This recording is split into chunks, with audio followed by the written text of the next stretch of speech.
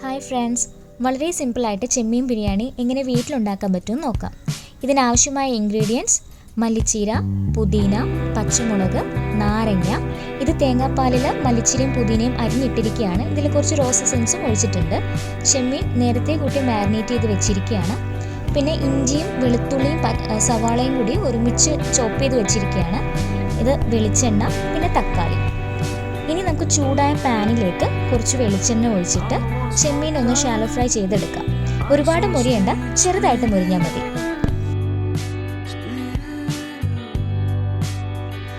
ആദ്യമേ തന്നെ റൈസ് വേവിച്ച് മാറ്റി വെച്ചാൽ ഉണ്ടാക്കാൻ കുറച്ചുകൂടി എളുപ്പമായിരിക്കും. ഞാൻ ഉപയോഗിക്കുന്നത് ജീരകശാല അരിയാണ് കേട്ടോ, നോർമൽ ജീരകശാല അരിയാണ്. നീലൻ കൂടിയ അരി എനിക്കിഷ്ടമല്ല, അതുകൊണ്ട് ഞാനത് ഉപയോഗിക്കാറില്ല. അപ്പോൾ റൈസ് വേവിക്കുമ്പോൾ വെള്ളം ചൂടായി വരുമ്പോൾ കുറച്ച് കറുവപ്പട്ട, ഏലക്ക, കുരുമുളക്, ജീരകം, കറിയാമ്പെല്ലാം ഇട്ട് ഒന്ന് തിളച്ച് വരുമ്പോൾ അരി നല്ലതുപോലെ കഴുകിയിടുക. ഉപ്പിട്ടിട്ട് ഒരു 1/4 ഭാഗം വേവാകുമ്പോൾ വറുത്ത് മാറ്റി വയ്ക്കാം. പിന്നെ ചെമ്മീൻ മുറിയുന്ന ആ സമയം കൊണ്ട് തന്നെ നമുക്ക് മസാലക്കൂട്ട് റെഡിയാക്കാം. അതിനായിട്ടൊരു പാനിലേക്ക് വെളിച്ചെണ്ണ ഒഴിച്ചിട്ട് സവാളയും ഇഞ്ചിയും വെളുത്തുള്ളിയും ചോപ്പ് ചെയ്ത് വെച്ചിരിക്കുന്നത് നല്ലതുപോലെ വഴറ്റുക. വഴറ്റുന്ന സമയത്ത് കുറച്ച് ഉപ്പിട്ട് കൊടുക്കുക. അപ്പോൾ വേഗം വഴന്ന് കിട്ടും. നന്നായിട്ട് വഴന്നാലേ ശരിക്കും ടേസ്റ്റ് ഉണ്ടാവുള്ളൂ കേട്ടോ. അത് ബിരിയാണിക്ക് മാത്രമല്ല, എന്ത് കറിയാണെങ്കിലും ഈ സവാള എല്ലാം നല്ലോണം മൂത്ത് വന്നാലേ അതിന് നല്ല ടേസ്റ്റ് ഉണ്ടാവത്തുള്ളൂ. അതുകൊണ്ട് തന്നെ നല്ലതുപോലെ വഴറ്റുക. എൻ്റെ വീട്ടിൽ കറിക്കൊന്നും അങ്ങനെ മെയിനായിട്ട് കിട്ടാതിരിക്കുന്ന സമയത്താട്ടോ ഞാൻ ഈ ചെമ്മീൻ ബിരിയാണിയൊക്കെ വെക്കുന്നത്. അല്ലെങ്കിൽ ഞാനങ്ങനെ വെക്കാറില്ല. ഇതാകുമ്പോൾ വേഗം പണിയും കഴിയും, അധികം കൂട്ടുകറികളൊന്നും വേണ്ടേം താനും.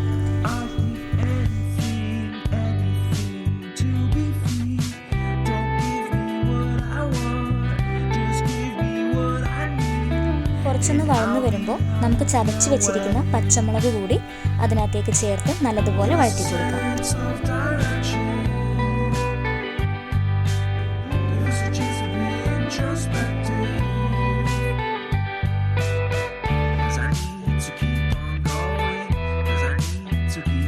അതിനുശേഷം തക്കാളി കൂടി ചേർത്തിട്ട് വഴറ്റാം.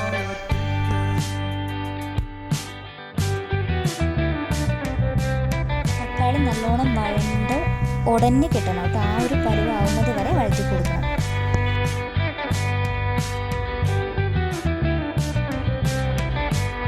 ഇതേ സമയം ചെമ്മീനും ശ്രദ്ധിക്കുക കേട്ടോ, കരിഞ്ഞു പോകാതെ നോക്കണം. രണ്ടും ഒരേ ടൈമിൽ നടക്കും.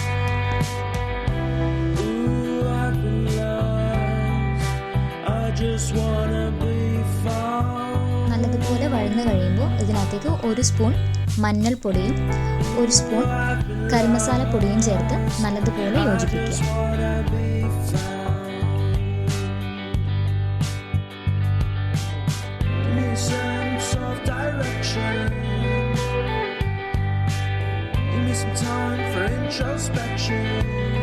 ഇതിനകത്തേക്ക് ഒരു പകുതി നാരങ്ങയുടെ നീര് കൂടി ഒഴിച്ചു കൊടുക്കാം. മല്ലിച്ചീര, പുതിന അരിഞ്ഞത് കൂടി മസാലയിലേക്ക് ചേർത്ത് കൊടുക്കാം.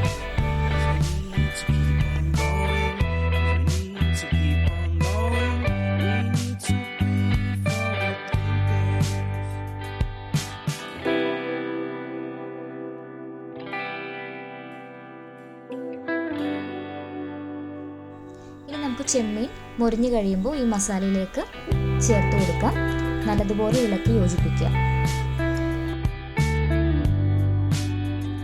ചെമ്മീൻ വറുത്ത അതേ പാത്രത്തിൽ തന്നെ കുറച്ച് വെള്ളം ഒഴിച്ച് തിളപ്പിച്ചിട്ട് അതുകൂടി ഇതിനകത്തേക്ക് ഒഴിച്ചു കൊടുക്കാം.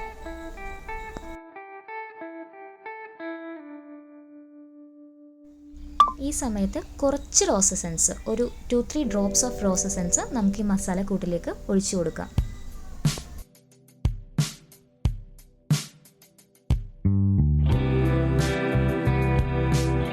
ഒരു 4-5 ഡ്രോപ്സ് ഓഫ് റോസ് എസൻസ് നമ്മൾ നേരത്തെ എടുത്തു വെച്ചിരിക്കുന്ന തേങ്ങാപ്പാലിലേക്ക് ഞാൻ ഒഴിച്ചു വെച്ചിട്ടുണ്ടായിരുന്നു കേട്ടോ. ഇനി ഗ്രേവി ഒന്ന് തിളച്ച് വരുമ്പോൾ നമുക്ക് അതിനകത്തേക്ക് റൈസ് ആഡ് ചെയ്ത് കൊടുക്കാം. ലെയർ ചെയ്തിട്ട് ആഡ് ചെയ്ത് കൊടുക്കാം.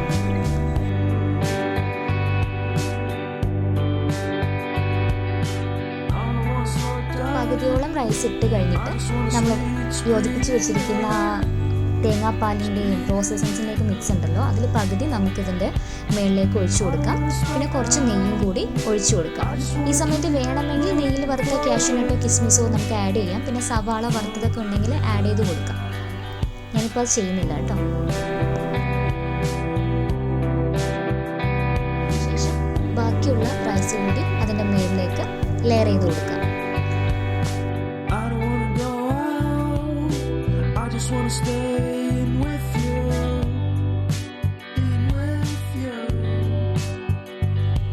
അതിൻ്റെ മുകളിലേക്ക് ബാക്കിയുള്ള തേങ്ങാപ്പാലും മല്ലിച്ചീര പുതിന കൂടി ആഡ് ചെയ്തിട്ട് കുറച്ച് നെയ്യും പിന്നെ കുറച്ച് വെളിച്ചെണ്ണ വേണമെങ്കിൽ അതും കൂടി ആഡ് ചെയ്തിട്ട് അലുമിനിയം ഫോയിൽ കൊണ്ടോ അല്ലെങ്കിൽ നല്ല ടൈറ്റ് ആയിട്ടുള്ള ഒരു ലിഡ് കൊണ്ടോ അടച്ചു വെച്ചിട്ട് ഒരു 10 മിനിറ്റ് സ്ലോ ഫ്ലെയിമിൽ ഒന്ന് ദം ചെയ്തെടുക്കാം കേട്ടോ.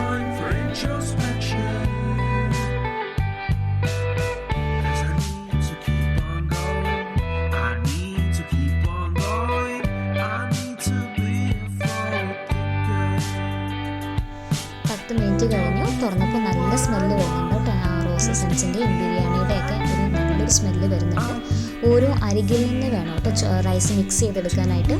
മുഴുവൻ ഒറ്റയടിക്ക് കുഴയ്ക്കാതെ അരികിൽ നിന്ന് വേണം മിക്സ് ചെയ്തെടുക്കാനായിട്ട്.